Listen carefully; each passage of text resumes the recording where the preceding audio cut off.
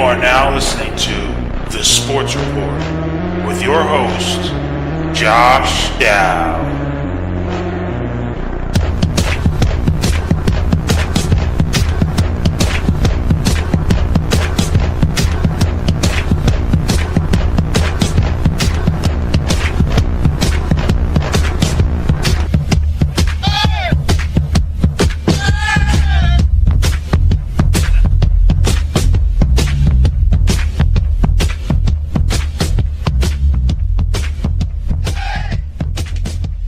What's up, guys? This is Josh back with another episode of the Sports Report. I hope everyone's having a great Super Bowl week. Wrapping up pretty quick. I don't know about you guys, but this week has been moving dreadfully slow. With anticipation for the game, every day seems to take a little bit longer. Lot to get into. We are going to cover everything about the Super Bowl. We're going to talk about basically my analysis of the game. I got some predictions on obviously the score in the over, under, the spread category, everything like that. But also I'm going to give some predictions on player performances, stuff like that, in case you're interested in a little bit of the prop bets. And then, of course, we're going to talk a little bit about some NBA stuff, NFL stuff outside of the Super Bowl in the headlines. So we got a lot to cover. Let's get right into the headline section. This is the Sports Report News and Headlines. And I want to start with some NBA stuff for the headlines. So this past week, the Celtics and the Warriors played a tremendous game, honestly. The Warriors won the game 109-105. Warriors probably could have won a little bit easier, but the battle between Curry and Kyrie, it was unbelievable. You know, they combined for 86, I think. Curry went for 49, Kyrie went for 37, so 86 combined. Kyrie was played D on Curry. Curry was guarded by Clay, so it wasn't a complete battle on both ends, but on the offensive side of the ball, both of them showed why they're, in my opinion, the two best point guards in the NBA. And that got a lot of analysts thinking, ESPN, FS1, a lot of analysts, and even people that I know, really believing this is an NBA Finals matchup. You know, there's always, as long as LeBron's in the East, people are going to consider the Cavs the favorite, or at least one of the favorites.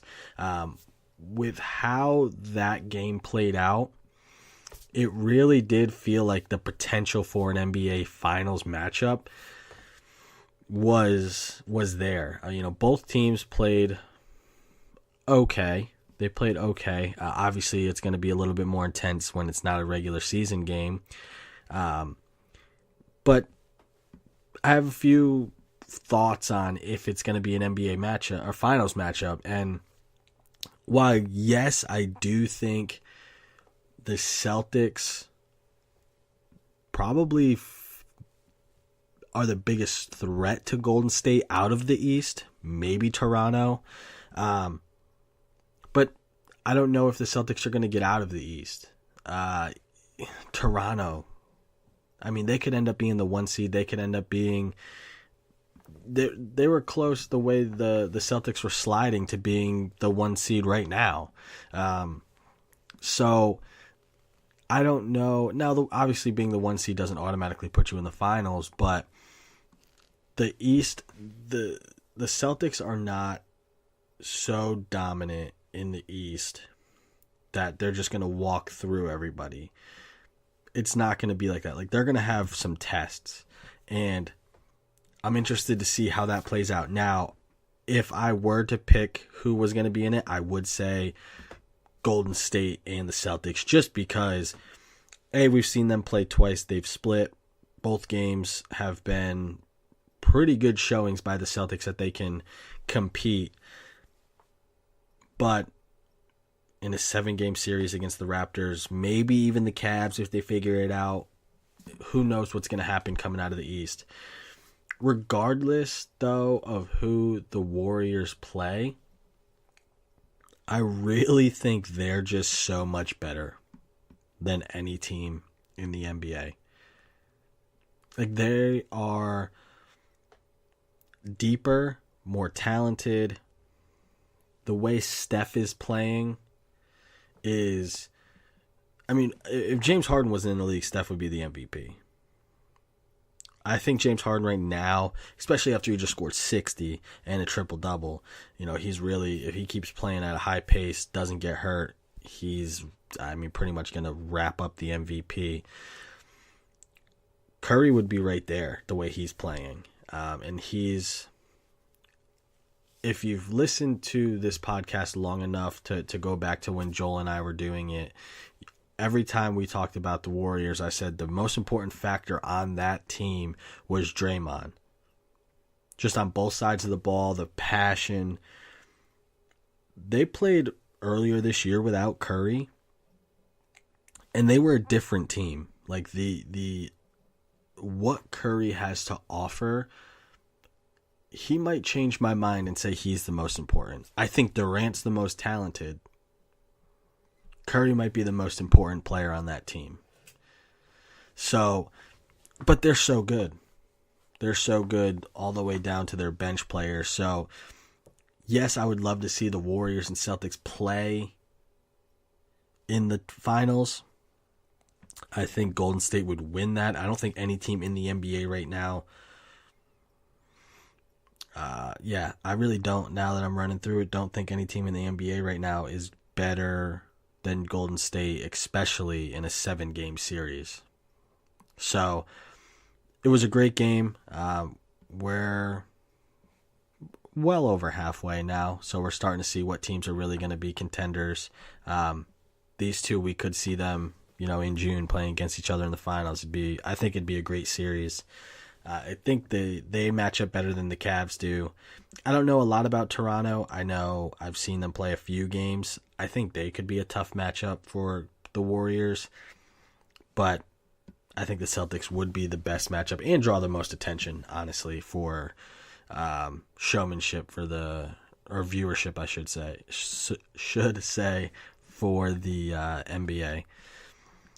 Also, the NBA All-Star Game, the lineups were picked, or the teams were picked, everything like that. The NBA All-Star Game added a little incentive to it to make it a little bit more interesting. So it's not going to be basically a Globetrotters game. There's going to be, hopefully, a little bit of defense.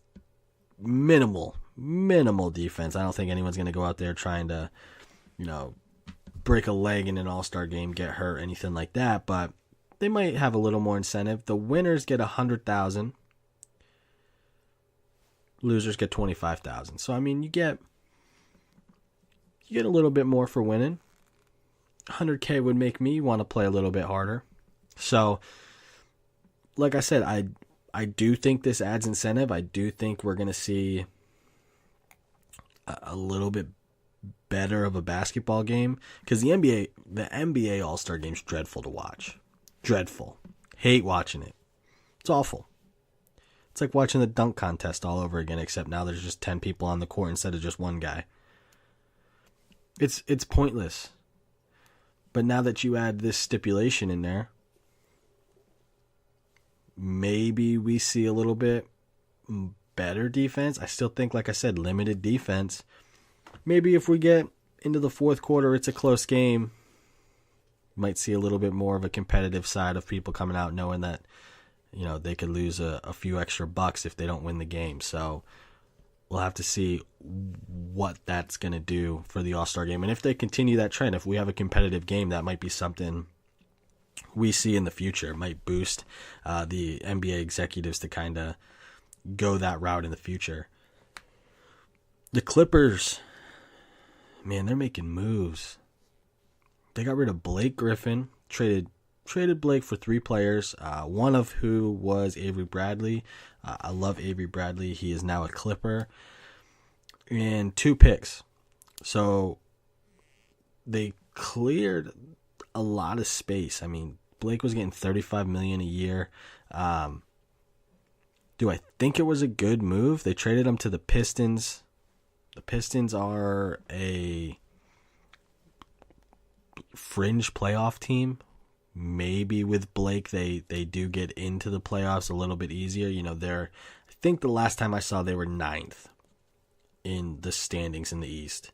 So obviously they need to be in that top 8. Blake might be that guy to get him there. But $35 million a year, and he's hurt a decent amount. Like, he's hurt a lot, I feel. The Clippers are basically trying to clear space, trying to focus on, from what they said, young talent, young players, trying to build on those young guys, which is all good and well, but everybody knows they're clearing space to try and get another big 3, in which one they're hoping is LeBron. I mean, there's reports that LeBron is never going to be a Clipper. Like, never was a thought, never going to happen. Even after Jerry West got there, it's still, just from what I've heard, LeBron's never going to the Clippers. But if you're the Clippers and you have this opportunity, why not give it a shot? You never know what's going to happen. You never know. He reportedly seems like he wants to be in LA, which would mean he would want to go to the Lakers if he's not going to go to the Clippers. He has houses there. He has business ventures there, from what I understand.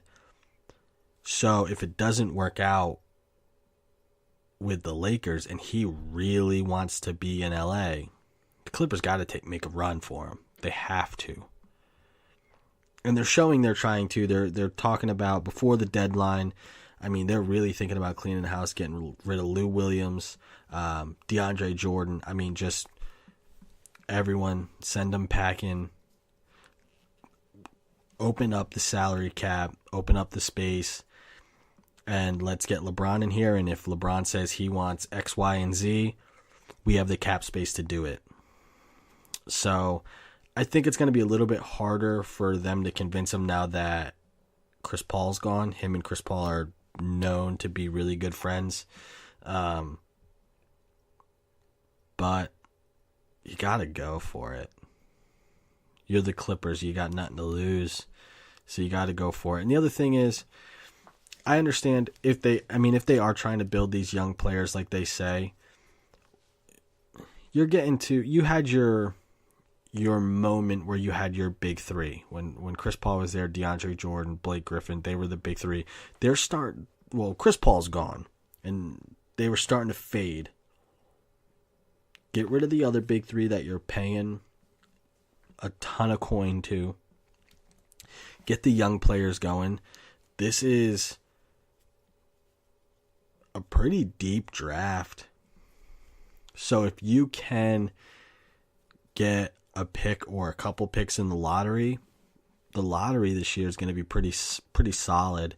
So I mean, I don't think that's going to happen. I don't think they're going to get 2 picks in the lottery, but man, they could really build young talent, get a couple of veteran guys, still try and get LeBron, and who knows what's going to happen with the Clippers next year. But yeah, the Clippers are just, they're done. They're trying to move everybody out and see what happens. Watch a little PGA, watch a little golf this weekend, which, man, I'll tell you what, I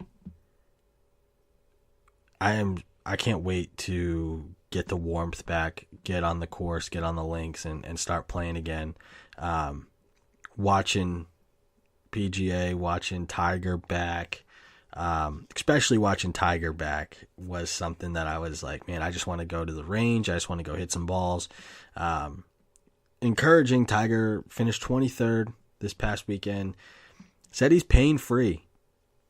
Said he's, not super tight like he was before, not feeling the spasms or the pinching like he was before, which is super encouraging. I don't know if he can sustain this. I mean, we're super early on in the year. Can he keep this up? I don't think he's going to play, every tournament or anything like that. But if you watched the tournament and saw him play, you saw a couple things. His short game and putting was solid. It was Tiger at his finest. The driver and long irons, his woods, obviously, he's still adjusting. That's going to take time. I think if he doesn't overexert himself and he plays or maybe half the tournaments that he played in previous years, stays fresh but doesn't overdo it, he could place in a lot of tournaments this year. Because what I saw was Tiger, not of old where he was winning almost every tournament, it seemed like, but a competitive Tiger. We're not seeing the Tiger that shot 80 anymore. So super encouraged. I think it's good for golf that Tiger's, if he's back to at least gonna be making the cut and in the mix on Sundays. I think that's good for golf. Have Tiger come back. Interesting to see what's gonna happen when like the Masters and stuff like that come around. Because if he's in the mix in a tournament like that, yeah, we're gonna have a lot of viewership for golf again. So keep an eye on Tiger. Keep an eye on, especially if you're a big golf fan. I know a lot of my boys are. They're big golf enthusiasts, and I would imagine they would say the same thing. They might not like Tiger, but Tiger back in golf and competitive is something that is good for the game overall. So good to see him back. Some football news. Obviously, I said we got some news coming in outside of the Super Bowl and Super Bowl week. Alex Smith was traded to the Washington Redskins. So, I don't know how I feel about this overall. And the reason I don't know how I feel about it is, A, Washington's going to extend his contract 4 years, $94 million. He's going to get $71 million guaranteed. But I mean, he's older than Kirk Cousins. I think he's like 3 or 4 years older than Cousins. Alex Smith is like steady Eddie quarterback wise. And that's with the weapons he had. Like, the Chiefs had far more weapons than Washington.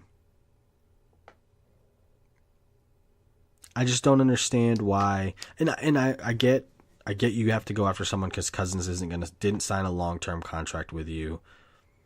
You don't want to franchise him again. But is Alex Smith, was he the one guy that you definitely needed? I think Cousins is better. Obviously, if he's not going to sign a long-term deal, you can't do anything there. I think Alex Smith is going to struggle a little bit in Washington. He's not going to have the help. Washington's not a very good team. And that, the AFC West, I guess it's not. I mean, both conferences aren't super impressive, but they're not terrible. I don't know. I guess we'll just have to wait and see. I don't think he's going to have the season, or at least the start of the season he had this year or in previous years, where he's throwing above average number of touchdowns and 2 picks or 1 pick or anything like that. I don't think we're going to see that in Washington because he just doesn't have the help. Now that brings us to Kirk Cousins. A lot of people are. I saw one of my buddies. He's coming to the Jets. Let's get him to the Jets, or he's going to this team. He's going to that team. Well, I have a theory on where he should go, but it's probably not going to happen, and I just don't think that this team's going to make that move. And I think he should go to the Browns.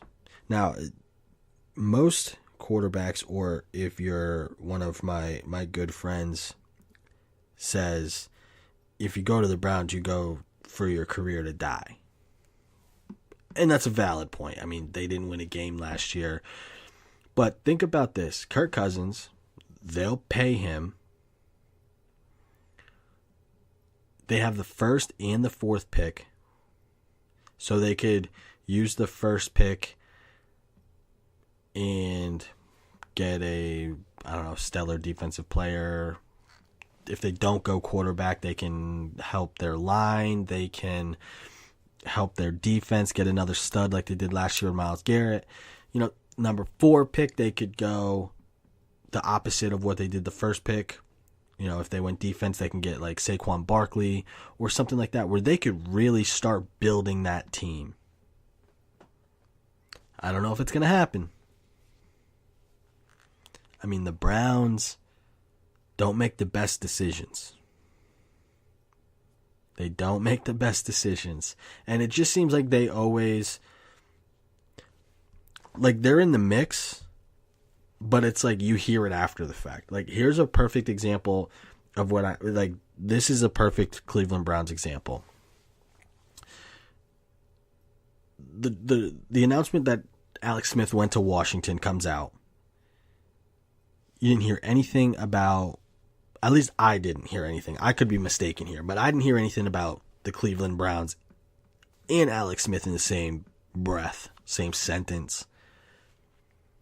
And then all of a sudden, it says Cleveland Browns tried to get Alex Smith first, tried to approach the Chiefs first for Alex Smith. Like,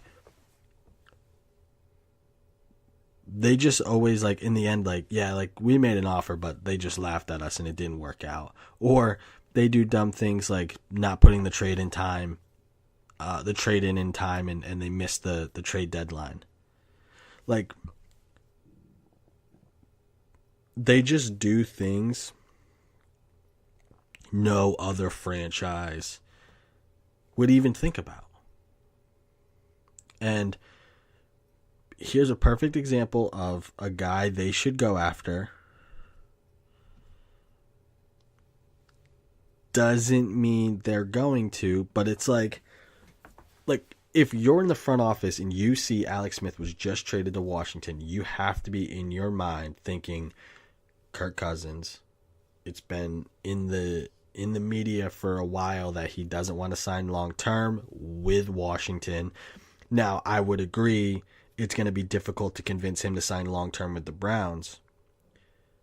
But if you say, hey, we have the 1st, the 4th, we're trying to turn this team around. You have Josh Gordon coming back. We'll get you another receiver free agent or something like that. We're going to draft Saquon Barkley. Lay it all out on the table. Put all your cards on the table and say, listen, dude, we'll pay you. We will pay you. He might bite. He might. Do I think it's going to happen? I would say there's probably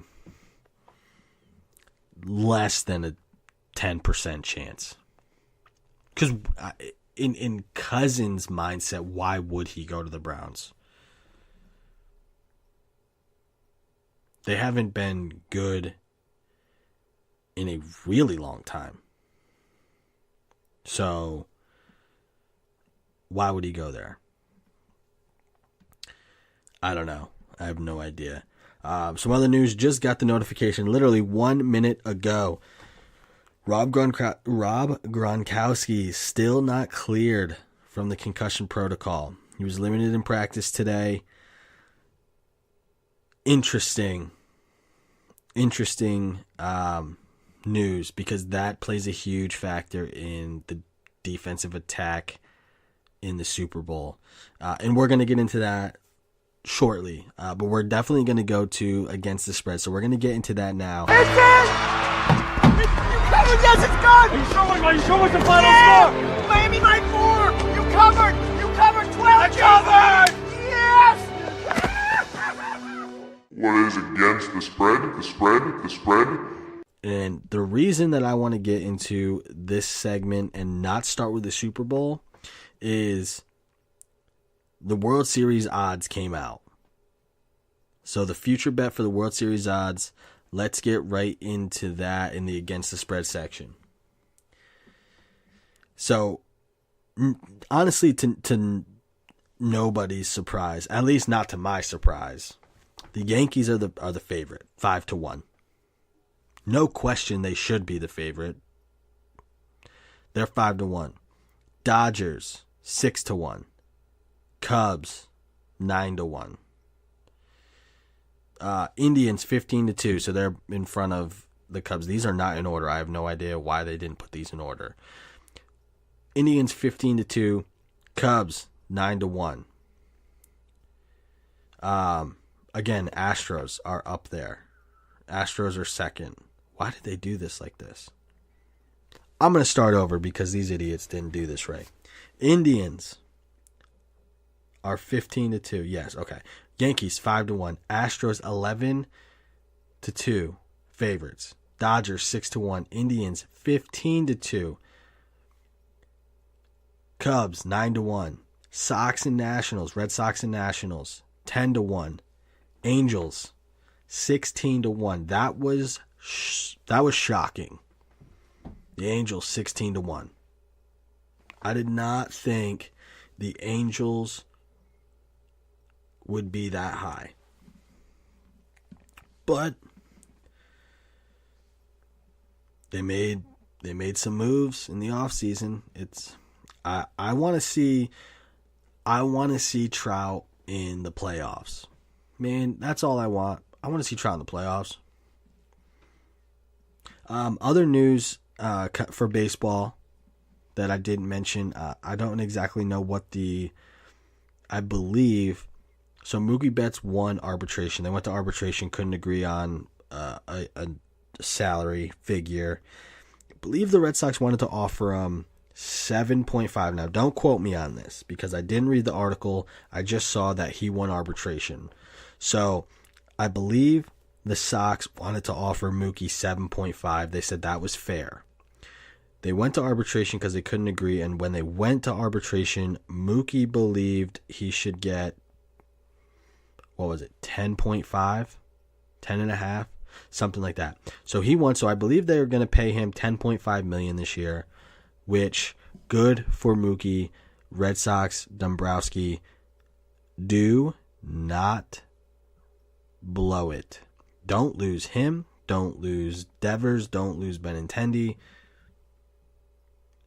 If they're dumb enough to continue this trend, and not saying that they're going to make players mad, but I understand you want to get the most, bang for your buck. But Mookie Betts is clearly one of, if not the face of that lineup right now. Don't lose him. Anyway, that's enough of the rant for the Red Sox, because I saw that notification this earlier and I forgot to put it down that I wanted to mention that. Let's get into the Super Bowl. The Patriots, they're favored by 4.5. The line opened up at 6. It's at 4.5 now. Now that this notification that Gronk is still not cleared, if he's not cleared until like Friday or something like that, we might see this line go to 4. But I don't know what's gonna happen. Him not being cleared is huge, and the majority of the money is already on the Eagles. So the Patriots are favored by 4.5 now. The over-under is 47. Like I said, 56% of the money is on the Eagles. That I don't know if he's a professional gambler or whoever he is. They called him like Better X or whatever. He's like an anonymous bettor in Vegas. He won all that money on the World Series. He put $1 million on the Eagles. So if you don't know anything about this guy, so he bet on 4 or 5 games and won like millions of dollars, 14 or 15 millions of dollars. I think something along those lines. But this guy, so he's known in Vegas for, especially around the sports books, for these bets. He's won an insane amount of money. So he's one of those guys that the line makers, the people in Vegas that come up with the lines, are not, they don't want to see him come in. Because it's very easy. Now, these guys that make the lines are professionals, but when this guy's consistently beating them, it's unnerving when you see him walk in. So I don't want to say he was the main reason the line moved. So he probably put money on Philly when it was Philly +6. And then you saw a flood of money come in at Philly +6, and that's going to push the line down. Now, they have said that he is very well known, and the line makers and sports books in Vegas are very conscious of what bets he makes because he's had so much success. So it is possible that his bet, even though the money wasn't, like $1 million is a lot, but in sports books, it's not a tremendous amount, especially money bet on the Super Bowl. So it's unlikely that if I would have went in there with $1 million and put it on the game, it's unlikely to move the line a tremendous amount. Whereas they know this guy, he puts $1 million on the Eagles, it's likely, and they know that it's going to get publicized, especially after what he did in the World Series, how quickly that got published. They're going to push that line down to even it out. You know, sports books want to hedge their money too. They want to try and have even money on both sides so they don't get killed. So that's why the line moved down. Now, do I think that the line moved down from 6 to 4.5 because this one guy? No. Probably moved down to 5 though. They probably took half a point off. Or 5.5, I should say. Probably took half a point off then as more money came in on the Eagles. They pushed it down. And then, of course, the news again with Gronk and everything like that. If he doesn't play, it's going to push it down.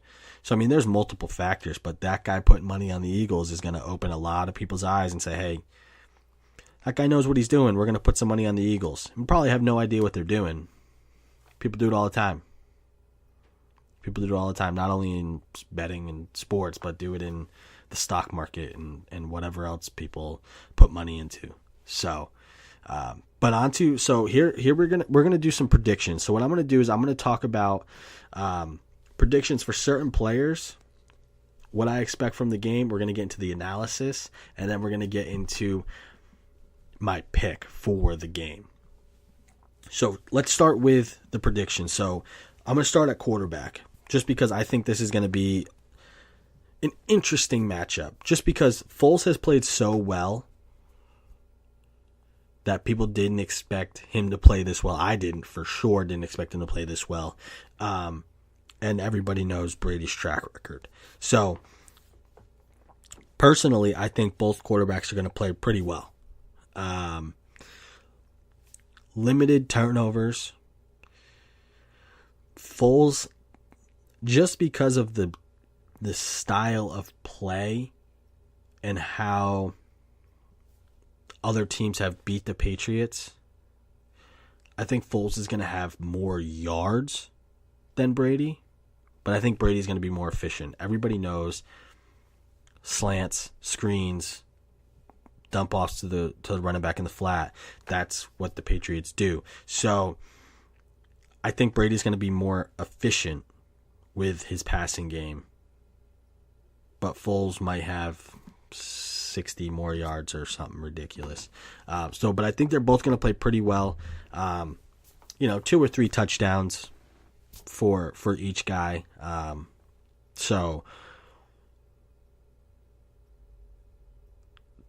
Receiving, I don't want to say tight end because I don't know what's going to happen with Gronk. That really depends.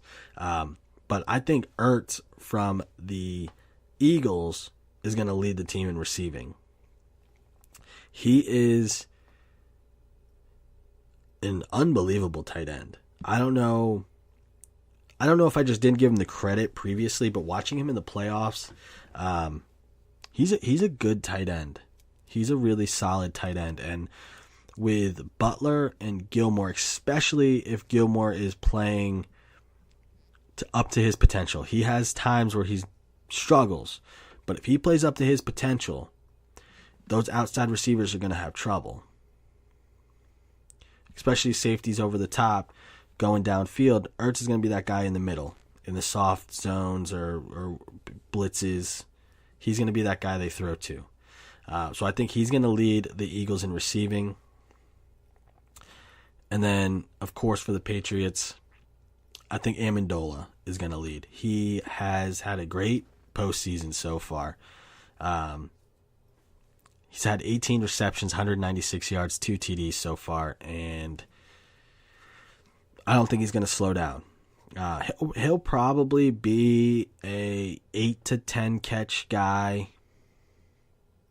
90 yards, a score. He's not going to go for 300 yards. He's not Julio Jones or anything. But he's going to be efficient. He's going to be that guy that they throw to across the middle on third downs or in the back of the end zone or something like that. He's going to make a big play. Rushing wise, Jay Ajayi, I think, is going to be the leading rusher for the entire game. 100 yards would be a stretch, I think, personally. I don't think he's going to go for 100. But he's going to lead, and the reason I think he's going to lead with probably 70, 80 yards, the Patriots are not going to, I don't think they're going to want to run the ball a ton. And the reason I say that is the Eagles' front four, and we'll talk about this in a little bit, the Eagles' front four is really good at getting in the backfield. And they get to the backfield pretty quick. So the Patriots are going to use screens and passes to the flat and stuff like that as their run game. So we're going to see not anything like crazy different, but I don't think we're going to see the Patriots run as much as they have. Deion Lewis, James White, those guys are going to be used in the passing game far, far more than they are the run game. Like, I wouldn't be surprised if they had more receptions than they did carries. If for whatever reason they find out early on that they can run the ball against them, then shoot, more power to you. Run the ball. But I expect it to be a slow start, just feeling it out. Brady and the Patriots, they have gotten off the slow starts before. Not a surprise. I think the defense plays a little bit better than they did against like Jacksonville. Low scoring first half, second half is when we start seeing, kind of that both teams trying to make a knockout punch. It's going to be a really good game. It's going to be a close game, and we'll get into the analysis now, and then we'll talk about who I think is going to win. The biggest thing that I can see is everyone talks about what the Eagles did last week. Now, they played a heck of a game. But if I am the coach for the Eagles, especially the defensive coordinator, when the Eagles are feeling great about themselves, they're talking all kinds of smack, especially after what they did last week or 2 weeks ago. Not last week, 2 weeks ago. I would remind them that Tom Brady is not Case Keenum. There's two ways you can go about this. As a coach, you can talk about the other team as if they are great. That's what the Patriots do. They play up the competition. They show the team plays, this is what they're really good at. So that puts in the player's mind, we have to play our best game to beat them. That works for the Patriots. If you're the Eagles, yes, you don't want to underplay Brady and that team, but everyone talks about this stigma that it's the Patriots. They come back, you feel like you're being strangled once it gets to the end of the game, and that's when you choke and they come back and win. I've heard numerous times that maybe the approach for the Eagles is to show 10 to 15 plays of the Patriots this season where they looked average. Which, okay, I understand that kind of puts that human element to it of they're not superhuman, they make mistakes, everything like that. But you don't want a team to downplay how disciplined, how good Tom Brady and this offense is. Because no matter how much you downplay, hey, they're human. Tom Brady is not Case Keenum. It's that simple. Case Keenum last week, 28 for 48, 1 touchdown, 2 picks. Completed 58% of his passes. Threw 2 interceptions. 1 was for a touchdown. Brady's going to be better than that. If Brady's not better than that, the Patriots are going to get blown out. On the Eagles' offensive side, the big question is, Foles has been fantastic. Can he keep it up on the biggest stage? And it comes back to that stigma. Yeah, they beat the Vikings. Great defense. Yeah, they beat the Falcons, who were in the Super Bowl last year. But this is Brady. If it gets in the fourth quarter, look what happened with Bortles. I could see a similar situation happening. Now, I think Foles is a better quarterback than Bortles, but I could see the same thing happening where they start feeling that pressure. Brady leads them down to a touchdown. Maybe the Pats are down 3. And you got to keep this drive alive. Don't let Brady get the ball back. And it's so hard when you know that it's like they seal their fate before they even allow it to happen. So can Foles block all that out and play? He's got to play one of the best games of his life in this stage. And can he do it? Other things I looked at. Eagles defense, like I said, they look great. Statistically, Jacksonville's defense was better, especially against the pass. And they couldn't stop Brady. They contained him for a little while, but they didn't stop him. So you can't tell me that you think that Tom Brady is going to be stopped by this Philadelphia team. I don't think it's going to happen. When I was looking at postseason stats, one of the things that I noticed that kind of surprised me, actually, the Patriots' defense leads, obviously, the NFL, the teams that made the playoffs, in postseason sacks. They have 11. That surprised me a little bit.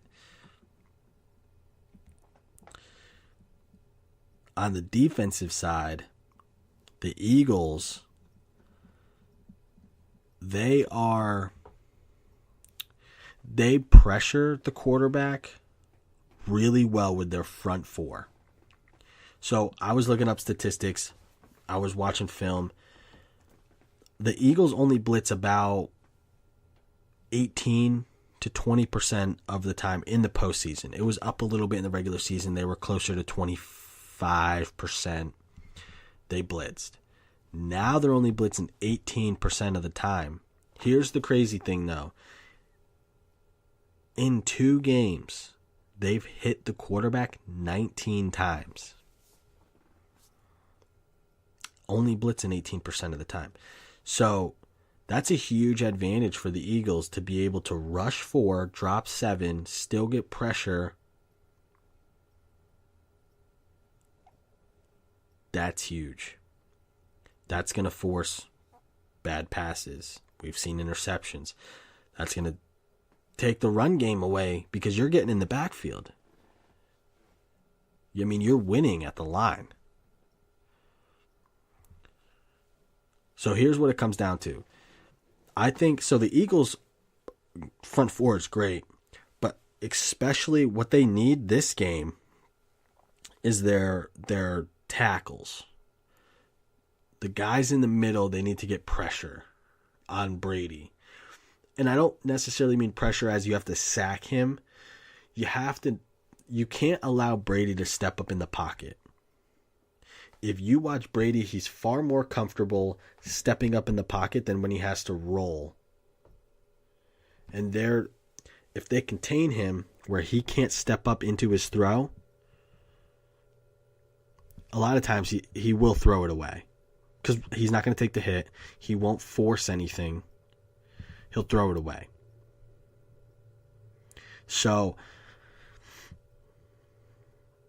that's the key for the Eagles defense, is that pressure up the middle. The Patriots, they're going to focus on, we all know that they like to get rid of the ball quick. They're going to continue to do that.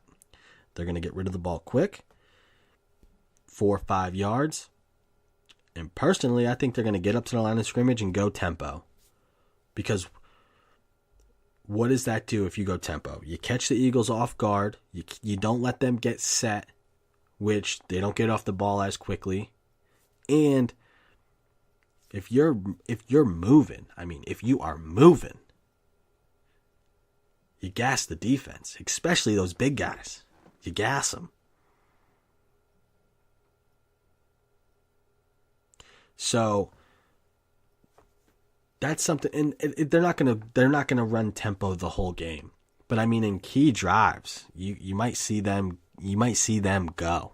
We've seen it before. You might see them go. As I said, Foles needs to be great.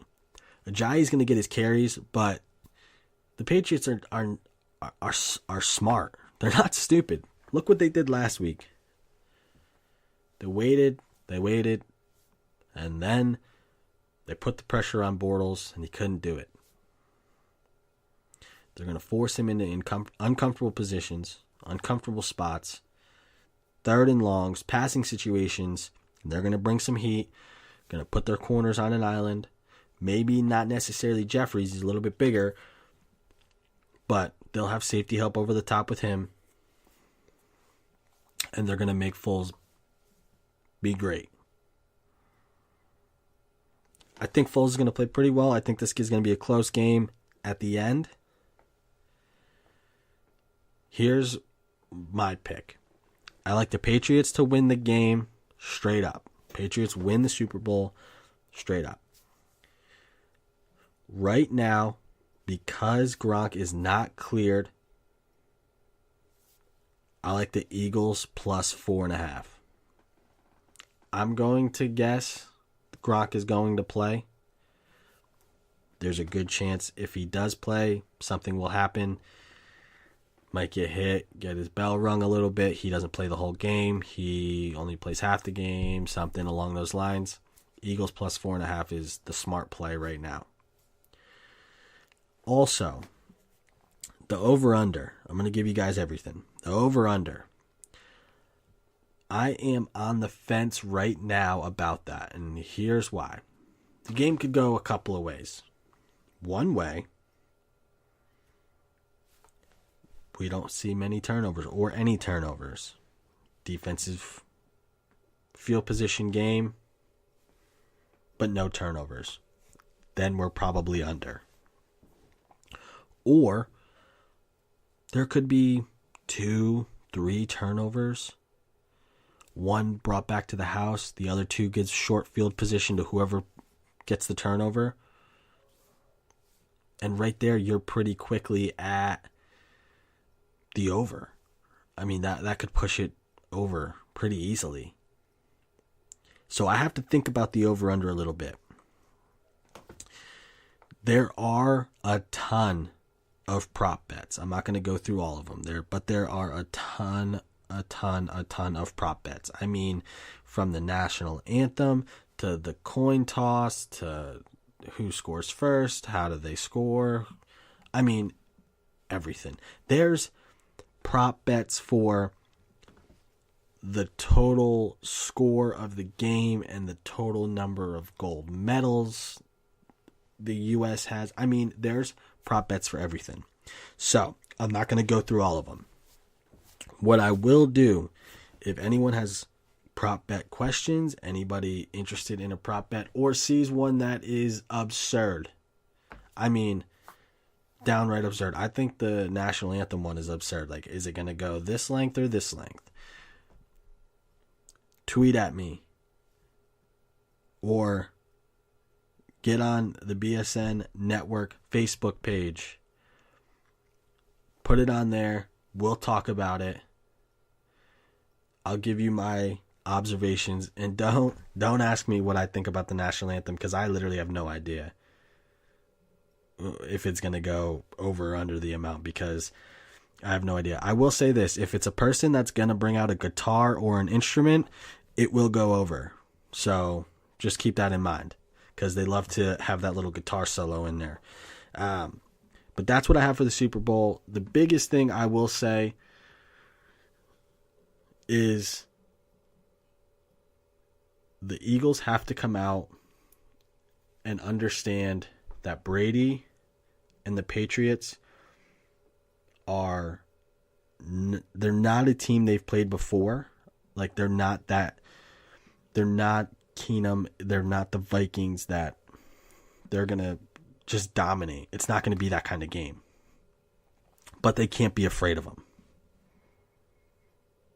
You know, like I said again, if I am the coach for the Eagles, my number one thing I'm saying, if that team gets too cocky, and as Dave says all the time, you know, water's wet.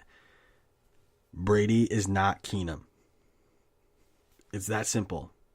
You can't prepare enough for what Brady is going to be able to do, because he's going to prepare harder. So that's why I like the Patriots straight up. And I can't wait for the Super Bowl. It's going to be great. We have some what to watch for things. February means we're on the final stretch of the season for college basketball. The resumes for March Madness are pretty much becoming set. Who's going to be the 1 seeds, who's going to be on the bubble, and who's going to be left out. College basketball in February, early March is phenomenal, into the conference tournaments, into March Madness. So all college basketball games are going to be great.